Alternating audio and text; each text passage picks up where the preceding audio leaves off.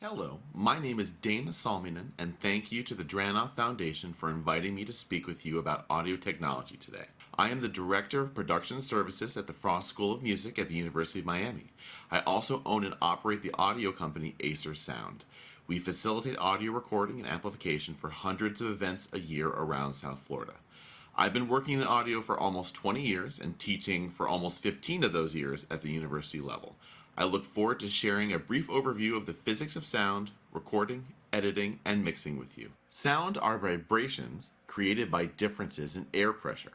So here is a representation of that where you have a contained tube with a plunger pushing the air, and you can see the resulting wave front as it moves from one part of the tube to the other. Sound works in this exact same way, so you can imagine your mouth making these pressure changes as it moves sound throughout the air. Another way to represent sound is using a transverse wave. So this is not how it looks like in real life, but this gives you a great representation of sound pressure levels going up and down in a sinusoidal pattern. And it's a way that we typically use to describe sound and visualize sound within audio software. Your ears are acting as what's called a transducer.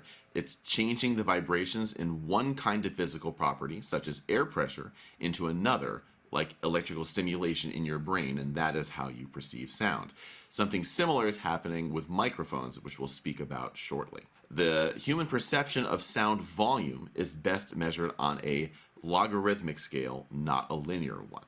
So if you look at the chart here, you'll see, like a linear scale, as our sound pressure begins to go up, the loudness also goes up, but it is not a one-for-one comparison. So a way to describe this is, you can see we are looking at sound pressure, which is measured in decibels or dB.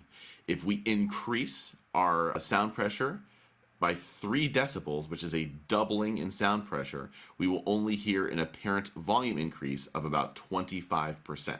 If we want to double the amount of apparent volume, we will actually need to increase the sound by about 10 decibels. One way that we can look at decibels and levels and how we interact with it in our everyday lives is that most people can hear the absolute lower limit of 0 decibels. Unfortunately, this is not really found in nature very often, so you have to recreate that in something like an anechoic chamber. In real life, most recording studios are around 20 to 30 decibels of background noise. A normal conversation, as you can see, is around 60, but around 80 decibels, which is about the volume of a vacuum cleaner, that is about the point where hearing that level for a long period of time, usually 8 hours a day or more, can lead to hearing loss. So if you are a musician or a music enthusiast and you're in loud environments, this is around the level where you're going to start to want to wear ear protection, such as earplugs. Something to be very careful about is that most modern concerts these days, you are over 100 decibels, so you can be able to begin hurting your ears very soon. And I'm sure you all want to be able to enjoy music and talking with people well for the rest of your life, so something to be very cognizant of. Another aspect of sound that we are interested in is frequency spectrum. So these are the frequencies or cycles per second that the human ear can perceive. The generally accepted range for this is as low as 20 cycles per second, which is a unit called hertz, all the way up to 20,000, also known as 20 kilohertz. So you can see this chart here is giving you an idea of each acoustic instrument, what general frequency ranges that they can reproduce. Some are not listed here, but you can use this to get a general idea. Something else to know is that if you do begin to lose hearing, either from noise-induced hearing loss or just from generally as you age, what will happen is not that you just hear sound at a lower level, you will hear certain frequencies at a lower level. So something that may sound very bright or have a lot of high frequency to you now at your age, it's possible that your parents or grandparents are not hearing those frequencies as well. So the higher frequencies will tend to get lower as you get older or you've listened to music too loudly. As we just spoke about, microphones, like our ears, are transducers, and they are changing air pressure into changes in electric current. When you are choosing what kind of microphone you want to use, there are several different aspects that you're going to look into to determine what is the best type of mic for the situation you're in. So the first is going to be the transducer type. The most popular transducer type that has been around for a very long time is called a dynamic microphone. Here is a picture of the most famous dynamic microphone. This is the Shure SM58. And a dynamic mic works by sound moving through a voice coil within a magnetic field to generate an electrical signal corresponding to the original sound waves. Dynamic microphones are known to handle very loud sounds very well and to be very sturdy. There are some jokes that SM58s have sometimes been used as hammers on stages when one has not been available because it can hold up so well.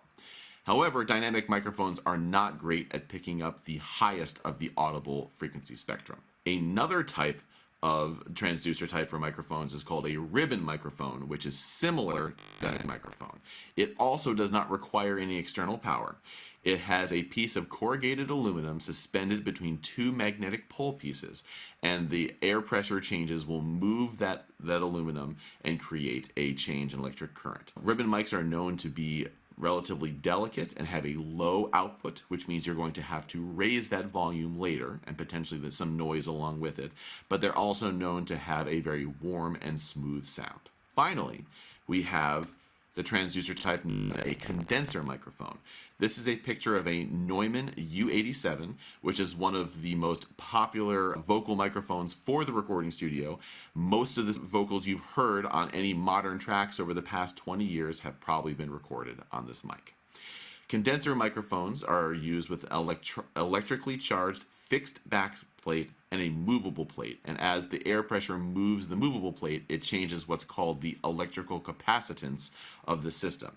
What you have to know about this is that for condenser mics, they require some kind of an external power supply in order for them to work. Condenser mics are also known to be able to pick up sounds very well. They're very sensitive, and they're also great at reproducing the highest of the frequencies that humans can hear. So besides transducer type, we also want to know what's called the polar pattern of the microphone, or how the microphone picks up in different directions around it. There are many different polar patterns, but there are really three main ones that you should be aware of.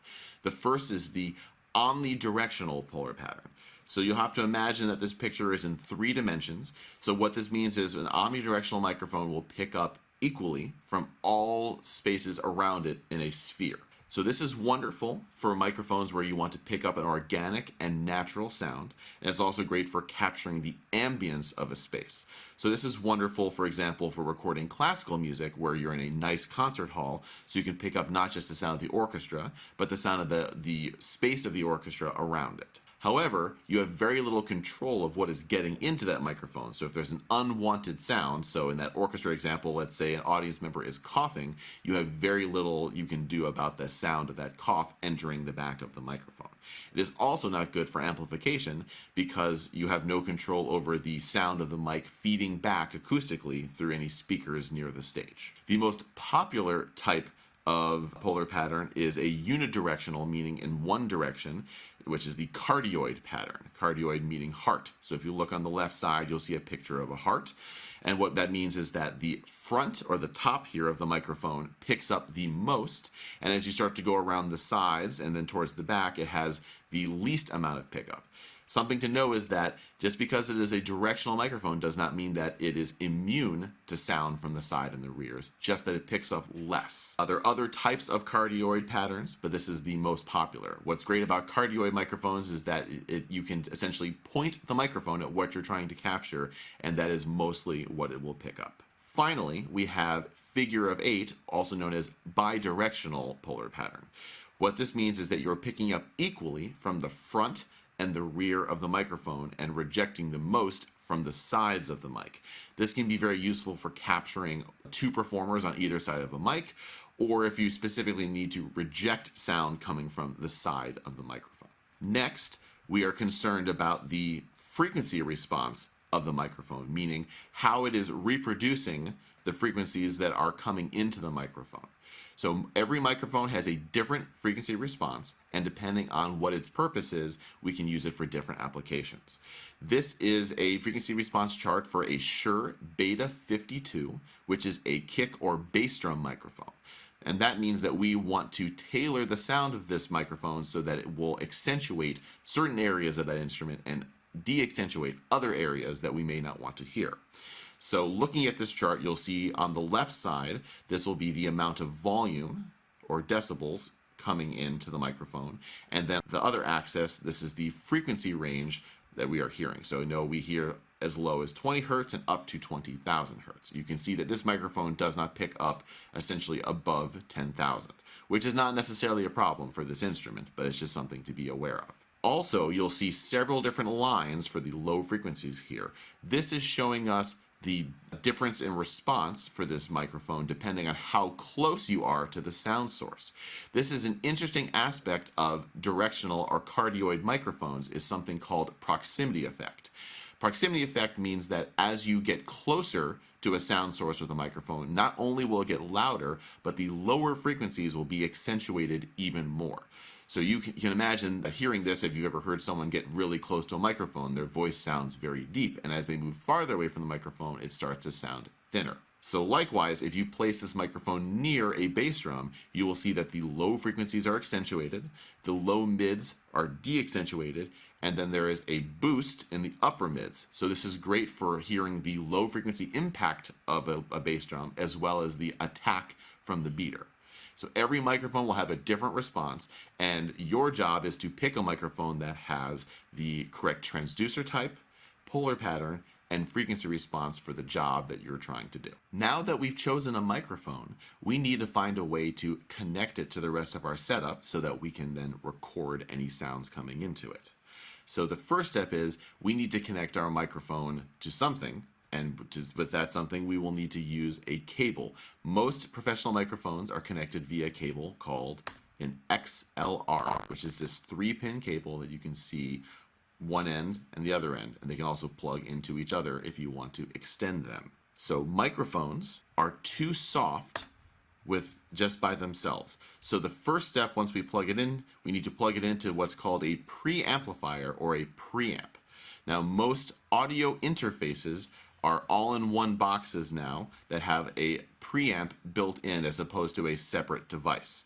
So you'll see here's a picture of a popular audio interface. This is a Focusrite Scarlett. Perhaps you have seen one.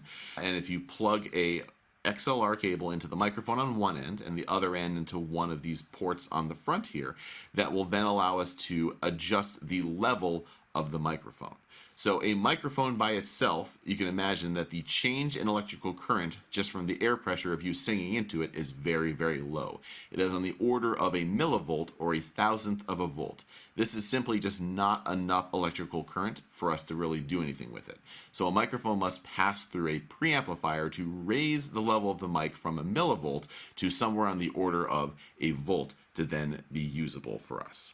So you'll notice that there are 2 preamps on this interface, and you'll see 2 knobs that say gain. So the gain is allowing us to turn the levels up and down coming out of that microphone. So when you're setting the level, you need to be careful, because if you set the level too loudly, you will overdrive the input of the preamp and it will distort or clip, and this will give you that nasty distorted sound that you do not want to get from the microphone. However, if you err on the other side and you do not raise it high enough and it is too soft, later when you potentially in software have to raise that level up higher to an audible, usable level, you will also be raising along with it the noise floor or the noise, low-level noise that is in every single preamp to some degree. So you're always aiming to be somewhere in between, where you're not so low that you're getting noise, but not so loud that you're distorting even on a loud performance. So this is something you should check out, because when you are testing a microphone, most of the time you're not playing or singing as loudly as you may during a real recording. So always leave a little bit of what's called headroom, or a little extra space, before you clip when you're recording something, especially a live concert. So something else you will notice on this device is a little button here with the word 48V for 48 volt. I had spoken previously that condenser microphones need some kind of external power for them to work.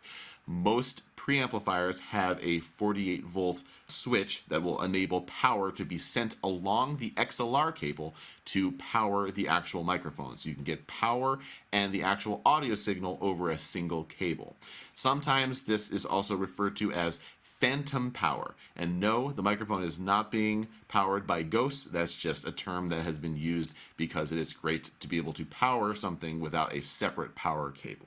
So once we have used the onboard preamp on this device, it is also doing the job of converting the signal from the analog domain into the digital domain.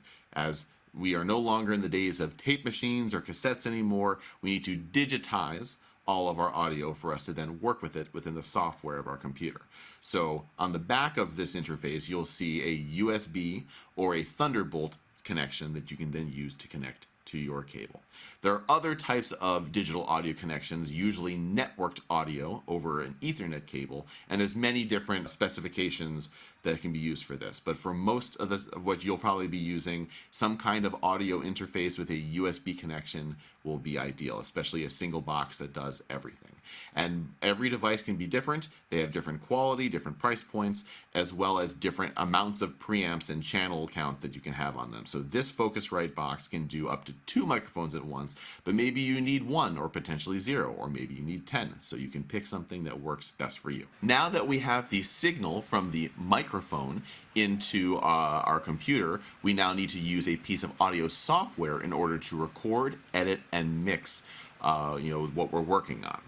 So we are going to choose an audio software, usually called a digital audio workstation or a DAW.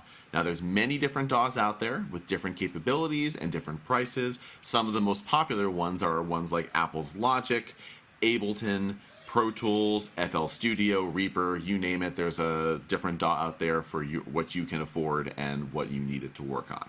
So today we're looking at a session of mine within Avid's Pro Tools, which has been an industry standard software now for decades. So we're looking at a wonderful project that I recorded a few years ago, and I'm now in the mixing process. And it is a very fun album from a jazz fusion artist, and the name of the project is called Surfaces. So we are going to look through the session and see if we can start, take a look at what a mix down would look like. So to start off here, let's look at what's going on in our session. Now DAWs are set up very differently, but they usually have some basic components that are the same. So this is what's called the edit window within Pro Tools. So you'll see that we have our different audio tracks and different instruments vertically as we scroll, and then horizontally this is our timeline from the beginning to the end of our song that we can move around, edit, and play back from. So in terms of our different instruments, we have a singer, you're always in my dream, we have a drum set, we have an upright bass, we have an electric guitar, we have a grand piano, and we have a string trio of violin, viola, and cello.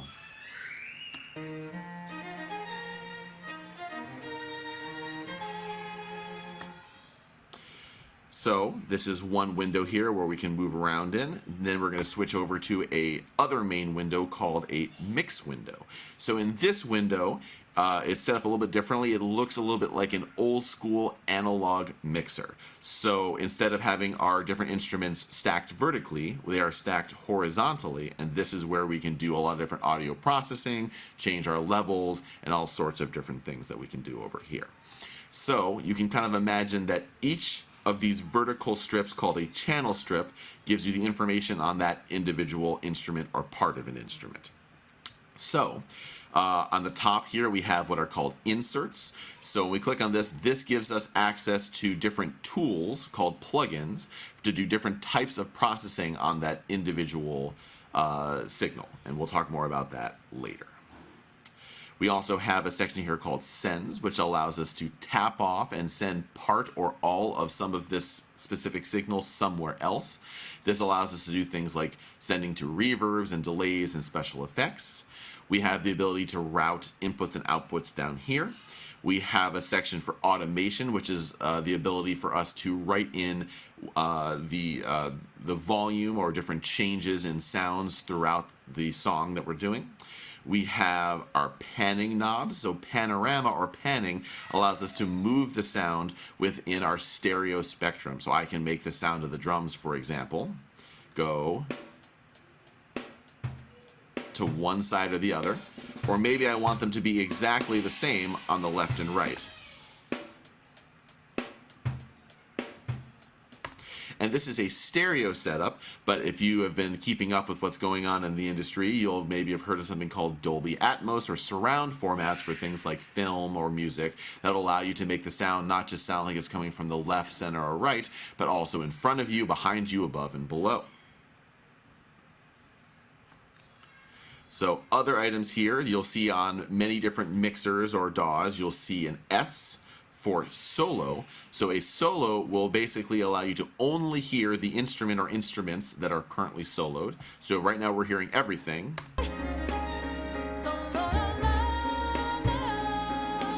If I solo,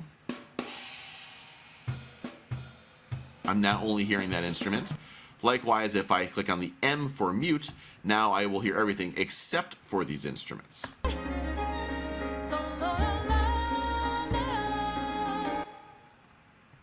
And then, of course, we have color coding and names and other organizational tools that I can use to move around in the session to make sure I know what's happening. So, going back to our edit window, this session has already been recorded and edited, but every DAW has the ability to go in and move things around. So, for example, I can take this piece of the singer singing, and let's say I don't like where they sang, I can move it somewhere else. Or maybe they sang one verse really well and the next one not well. I can always copy and paste over to a new area. And I can even do things like if I have multiple takes, I can go in and move things around so that I can make sure that I have the best performance possible. And for even, let's just say she didn't sing the end of this note the way I wanted to, or maybe I wanted her to sing it a little bit longer, I can even do things like time stretching and make this last note longer than it was before.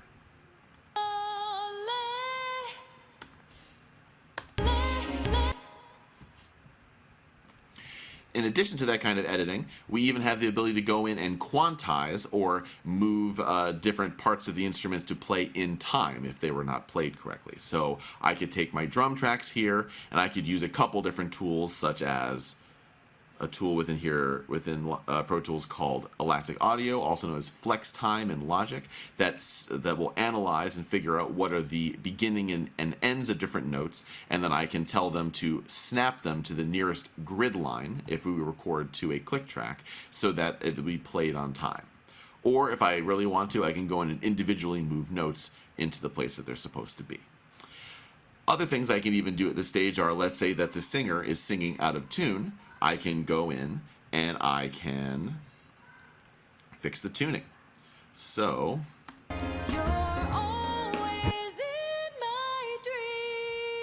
it's pretty good already, but let's say I can open up one of my tools here, such as Auto Tune, which you may have heard before, and let's say I want to make her sound like she is singing a very modern track instead. You're always in my dreams.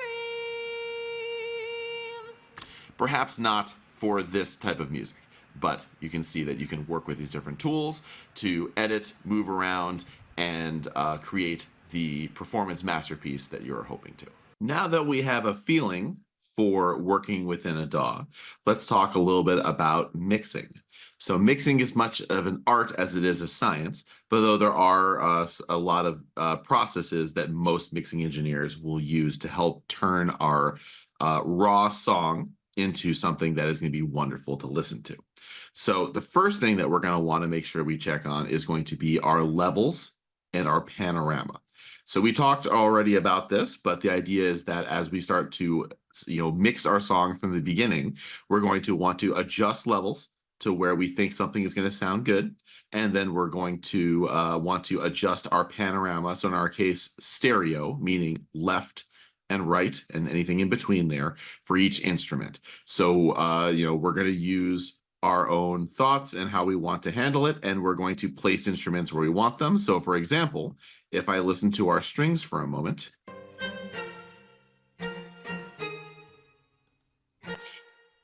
I decided that I wanted to put our cello closer to the center and then spread out our violin and viola to make some space in our mix for the vocals and other instruments that are happening on this track. So as you go through, there's no necessarily right or wrong way to do it, but you're going to want to use your ears and balance the different instruments as needed.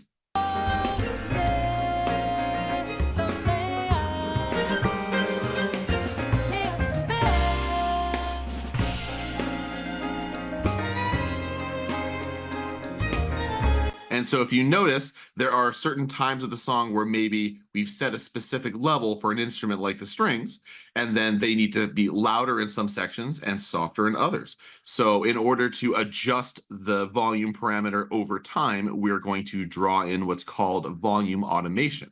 So if you look here where it says strings, you'll see these little, looks like black bands with white dots, and this will allow us to adjust the level over time. We can draw in for it to get softer and louder if we want. So if we look here and listen,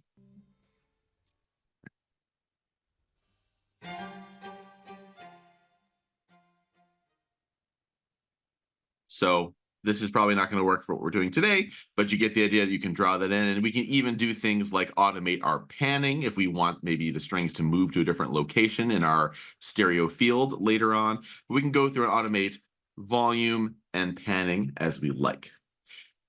So another tool that we can use is we can use something called equalization or EQ.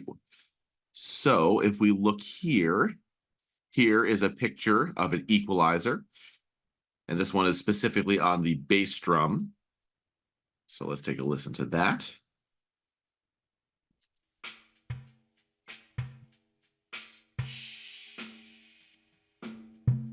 So what we're seeing here is the frequency ranges from 20 to 20,000 hertz, and then the level of each frequency over time. And then I can take a filter and I can boost it, or I can cut it. So I hear that ringing sound that I don't like in this bass drum. So I'm going to find it, and then I'm going to cut it out. And maybe I want a little more attack so I can hear it better in the mix. So maybe I can boost that a little bit. If we take it off, so no EQ, and then with EQ, and then we can hear it all together in the mix.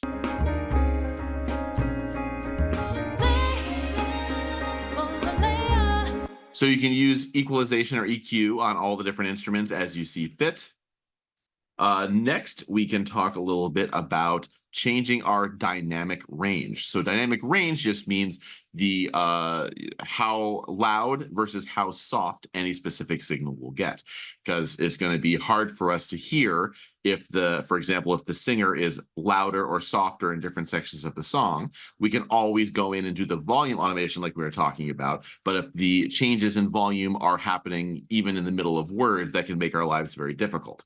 So we may want to use a processor called a compressor in order to decrease the dynamic range, meaning it's going to decrease the difference between the loud and the soft sections, making them more around the same volume. This can also change the sound of what you're working on as well. So if we listen to our singer for a moment here, be around here. So what we can do is I can put on a compressor here. So this is a digital version of an old analog compressor, Universal Audio 1176.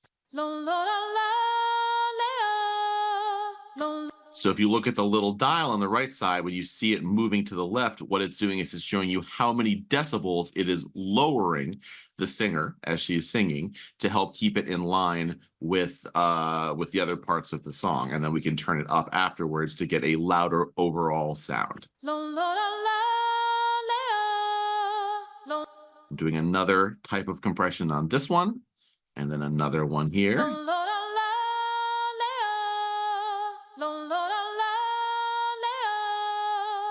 So that's compression. There's many types of compression and the way you can use it on different instruments. That's one way.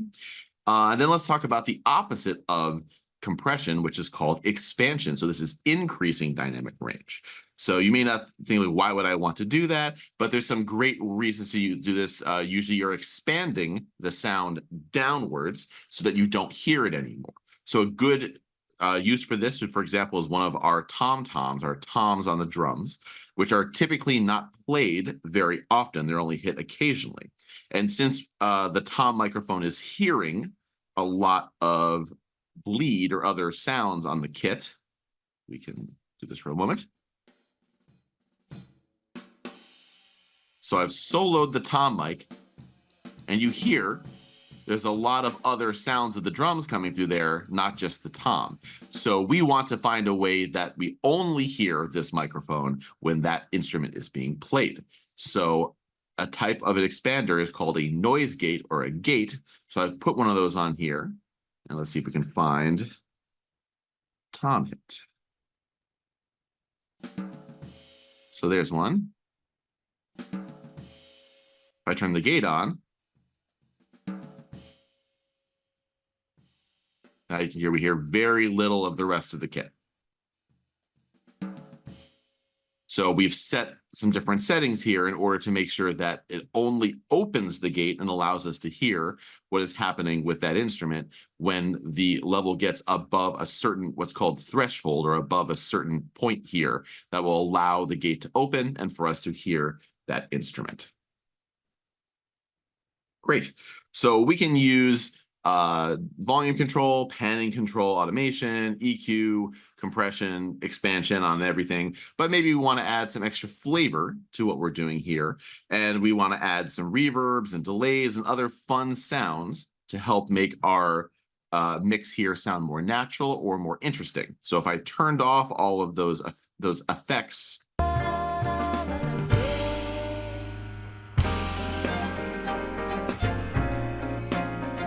so you can hear what's very dry. You hear only the direct instrument, but no other space around it. So I've gone ahead and done a few things. So for example, on our strings, it doesn't feel very natural, and it doesn't feel like it's taking up a lot of space. So I've gone ahead and put a couple different reverbs.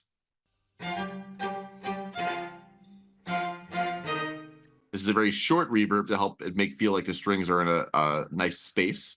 And then I put a longer reverb. Here is a reverb plugin here that is going to allow us to have a longer reverb on the strings.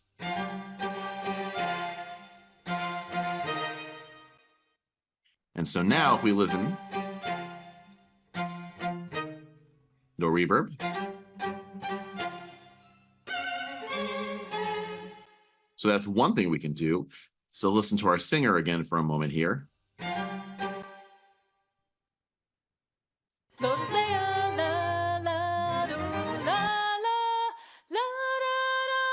So we probably want to put some reverb on her as well. So I'm doing a different reverb on her because I feel like I want to have her voice stand out a little bit more away from the strings, since she is the lead singer for this song. So in addition to the reverb, we are also putting a delay on her voice using a plugin here called Waves H Delay. So what the delay does is that you will hear the original sound of her voice, and then you'll hear a repeat of her voice at a slightly later time, and with some EQ on it as well to help make her voice sound thicker and fuller. So we have, again, her voice dry, and then with some delay.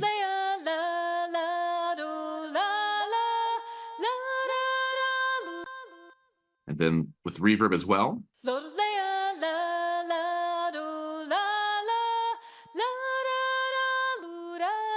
Dry again.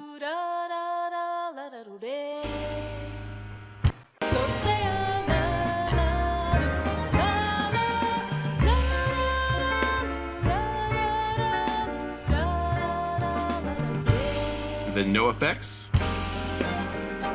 And then with effects. So that's great. So you can go through and you can work on all those different things, and don't worry if it doesn't come together right away and you need to work on it for a while. There's you have to train your ears and learn what sounds good and what doesn't sound good to you, and that's okay. So when you are finished with the mixing process, there's one more process left that you're going to want to do. It's called the mastering process. So what the mastering process is that it takes your overall left and right out. So this is your overall mix out, and you're going to want to make some overall adjustments to it.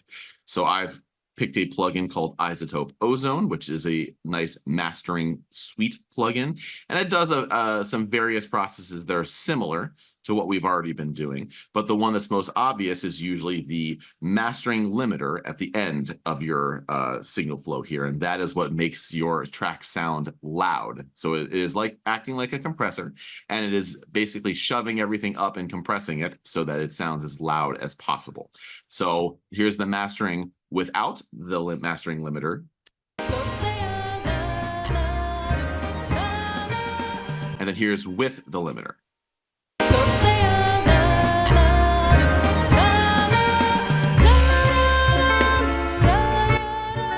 No mastering.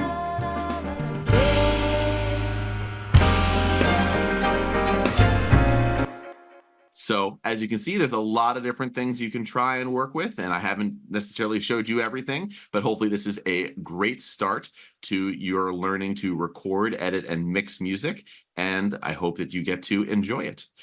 You will now be watching a couple minutes from a recording session that I did recently at the Frost School of Music of a wonderful jazz fusion group led by Haitian American Jean Caz.